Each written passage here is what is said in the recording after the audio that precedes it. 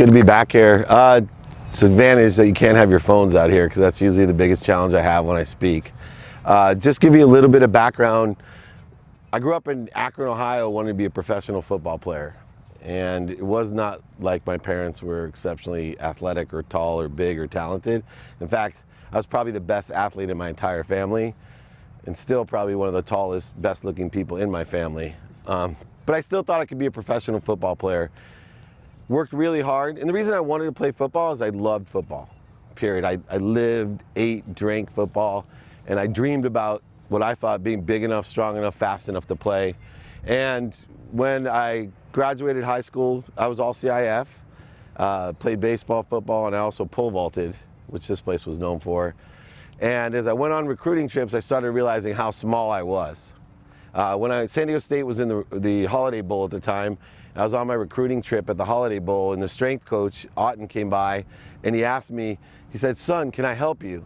I said, "Oh, I'm a recruit here." And he kind of giggled. He goes, "No, really, can I help you?" That's why I realized, shit, I might be a little bit too small for this sport. So I started looking at Occidental and other schools in the Ivy Leagues. And at that time, this was the most winning school in all of California. The best record for a decade when I came here. Players were going actually to the NFL from here. And I came here to play football still thinking I could play in the NFL. And my very first game, I was the bullet on the kickoff team as a freshman. I was 5'7", 157 pounds. Anybody that big on this team? Close? Good. Well, I flew down there. I was as fast as anyone on the team, and I hit the returner. He played for Azusa Pacific, and he ran me over. Like straight out, flipped me on my back, stepped on me, and ran me over. I realized at that moment that being a professional football player may not be the best thing for me. That player was Christian Okoye, by the way, and later on I learned that he'd be the AFC Player of the Year the next year.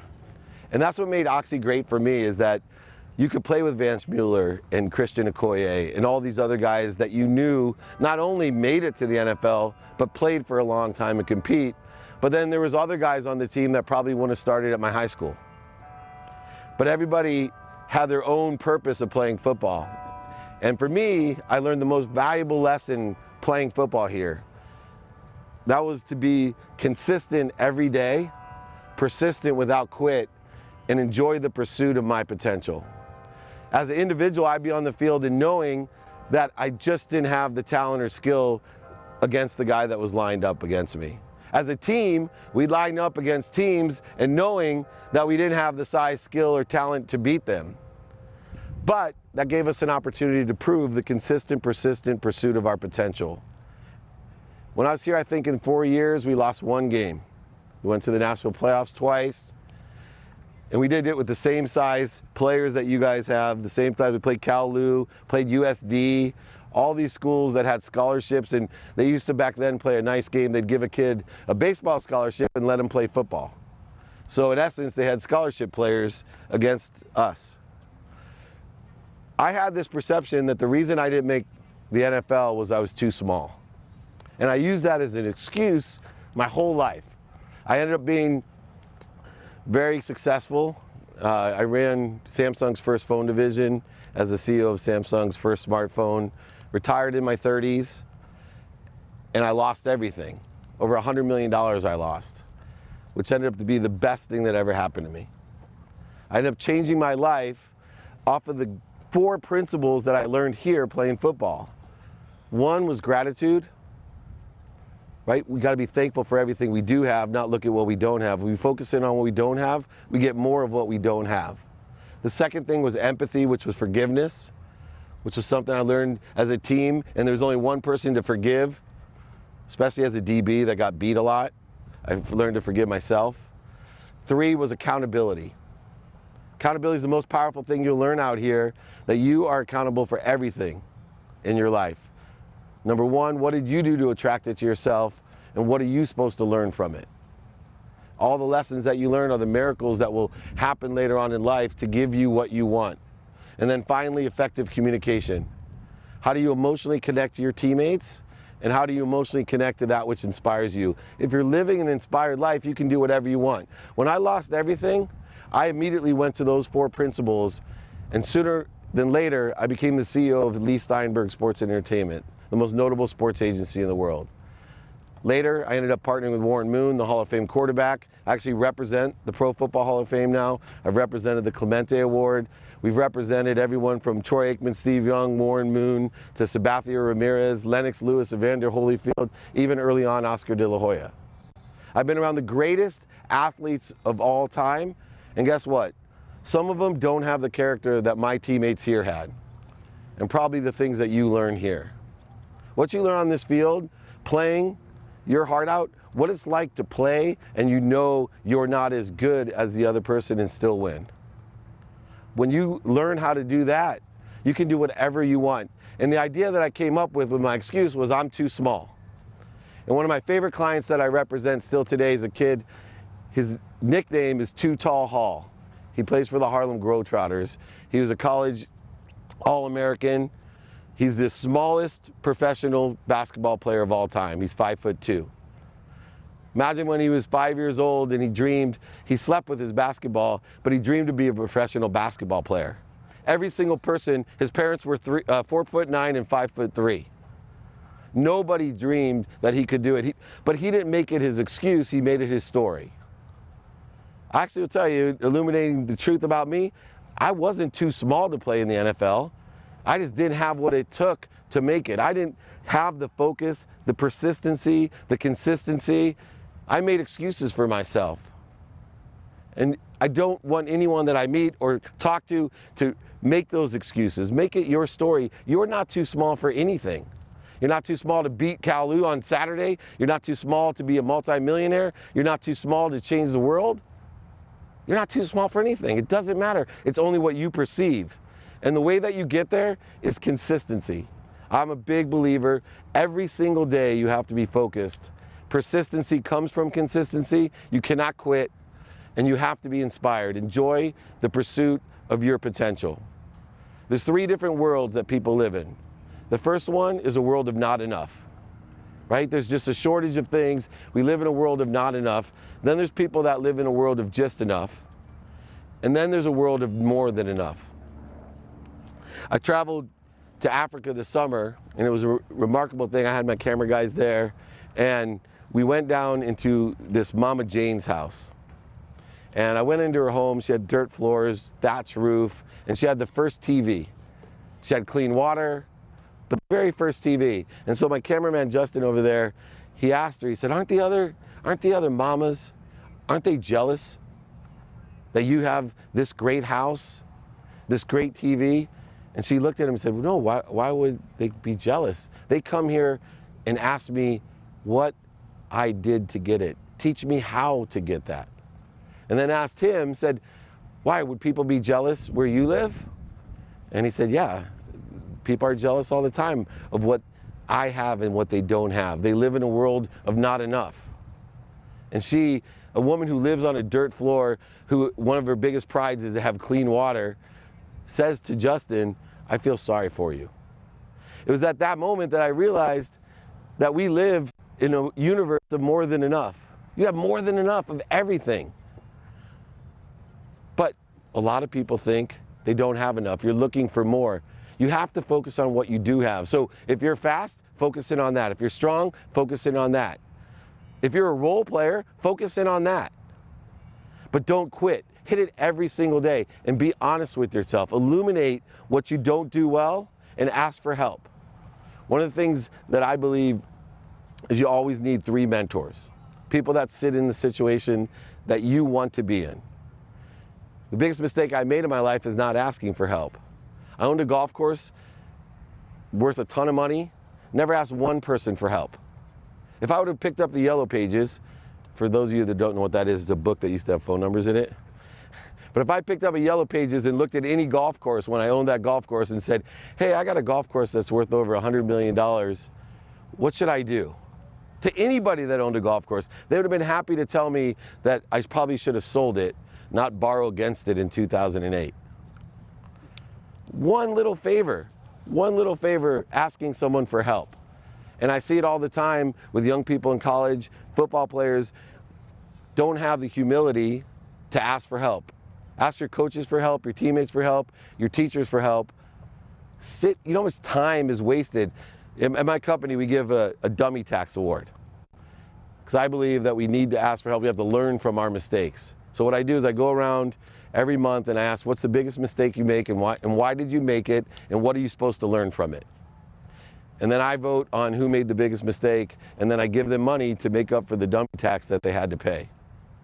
I started living my life asking people to be of service, but also to ask them for help. Best example I can give you is if somebody put something up on top of the goalpost, I could go and I could probably figure out how to get it down. But it's a lot easier to pick the tallest guy on the team and ask them just to get it down for me. How much time would I waste? What risk would I have? At my age, I'd probably get hurt climbing on top of whatever it is. So many people, though, they just don't ask for help. And I know whether you play offense or defense, how many times do we let our ego get in our own way? We don't have the humility to ask for help. Right? We're trying to either do too much or too little. Just do your job. Be part of the team. It's a collective belief. There's three things that you have to focus in on. One is your conscious. So consciously, I look at every day what I think, say, and do. Everything you think, say, and do makes a difference. All of the different things you think, say, and do can manifest itself into what you want. So if you say we're going to lose, I promise you, you're going to lose. If you say you're going to, it's just like your tests, right? I tell my kids all the time, you focus in on, oh my God, I hope this question isn't on the exam. I hope this question isn't on the exam. What's going to happen? That question will be on the exam. God, I hope this guy doesn't, right? What's going to happen? That guy's going to run that route on you. That guy, I hope the ball doesn't come to me. Think about and say and do all the right things. But there's a whole nother level, which is your beliefs. The biggest thing, I do a lot of business coaching, the biggest limitation that people have is their own beliefs. Their own beliefs. The minute you believe you can't do something, you've guaranteed it, right? Henry Ford said, whether you think you can or you can't, either way you're right. I meet so many successful people that have limiting beliefs, and they don't know why they keep on hitting a thermostat. No matter what I do, I can't break through. You ever felt that way academically, athletically, you just can't break through? It's because you have limiting beliefs. And they're directly related to one last thing as I finish up, and that's your unconscious. Everybody has an unconscious competency. First driven by your energetic competency, right? Certain people, you keep attracting the exact same things in your life. The same people, the same voids, shortages, obstacles. No matter what you think, say, and do, you can be totally positive. You can even have great beliefs, but somehow you keep attracting the same thing in your life. Anybody here ever feel that way? No matter what it is, I just keep, same girl, man. I'm never gonna date that kind of girl again. The next girlfriend's the exact same, right? That's an energy you're carrying. And you gotta understand, you gotta shift that energy to change your life. You gotta break through your own internal thermostat. And then finally, there's a genetic competency that you have. One that carries your personality traits, your characteristics, addictions, obsessions. And you gotta understand those patterns so you can break them. Because you're gonna keep having the exact same thing show up. And that not only as an individual, I've been involved with a lot of great football teams. And I see it as a collective belief. And you watch it on Sundays and watch it on Saturdays with the best teams. Why is it that some teams, when they go into the fourth quarter and the Patriots are down a touchdown, the other team is saying, oh shit, we're gonna lose. Why is that? And then there's other teams that they go into the fourth quarter and they believe they're gonna lose, even though they have the lead. That's an unconscious competency.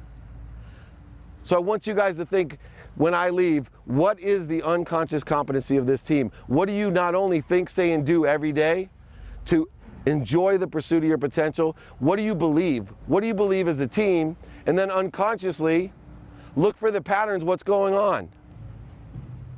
Are you a team that's gonna go into the fourth quarter down by 14 points and say, all right, we got them?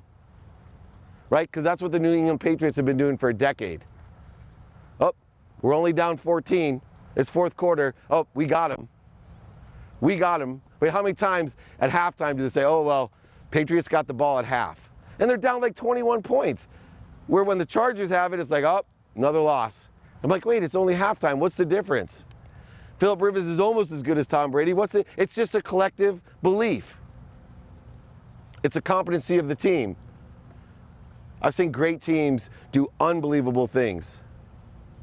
You guys are not too small for your game on Saturday. You're not too small for the whole season, and you're definitely not too small for life. Because trust me, I've been around a ton of successful people, and still to this day, the most successful people come from this school. I just saw a few of them over there, and I still am closest to them. They do unbelievable things with their lives, because it's not only what they're able to do productivity-wise, but accessibilities they do for others. And they learn it here, and a lot of them are the reason you're here, because those giving people are the ones that said, we're not going to let this team fail, we're not going to let this team die, we're not going to let the tradition die. Right? We give back, and you guys will take that lesson as you enjoy the next 4 years here, or whatever amount of time you have, and you'll pay it back, and you'll pay it forward. Be kind to your future self. Believe in yourself. You're not too small for anything. Consistently ask yourself, can I do better? Be kind to your future self. Be kind to your teammates. Kindness goes a long way. And it doesn't failure, trust me, failure builds character. Every lesson is a miracle. You guys are about to live miracles here. It'll be the best time of your life if you have the right perspective. With gratitude, empathy, accountability, and effective communication. I'm so proud that you guys gave me the time to speak to you. I hope in some way it touched you or inspired you. Feel free to reach out to me. I'm happy to mentor any of you. If you need any help, we love taking Oxy football players for internships, off the field, whatever I can do to help as well. Have fun, do your best. Thank you guys.